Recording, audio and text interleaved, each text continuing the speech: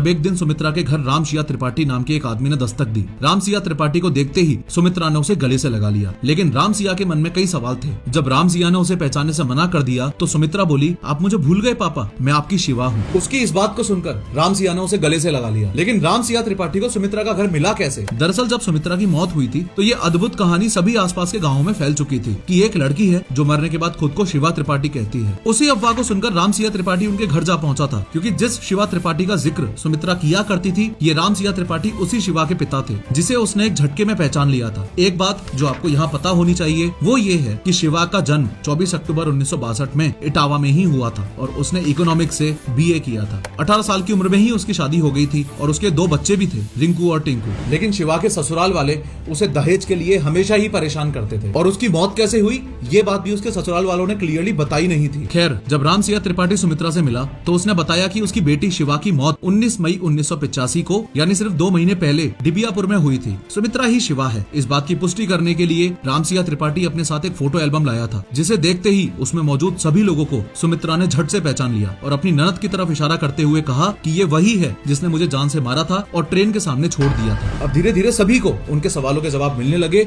और सुमित्रा पूरी तरह शिवा में बदल चुकी थी। गजब बात है, उसको अपने इस जन्म का कुछ भी याद नहीं था और वो अपने जान से ज्यादा प्यारे बेटे को भी भूल चुकी थी। ये केस स्टीवनसन और सतवंत पसरीचा दोनों ने इंडिपेंडेंटली रिसर्च किया था। पसरीचा ने ग्राउंड में जाकर इस केस को स्टडी किया था और सुमित्रा के बारे में काफी सारी चीजें नोटिस भी की थी। After the changeover, she started wearing a sari in a different way, very dignified way, and also her chappals, sandals she'll put on, and she started addressing her husband also in a different way.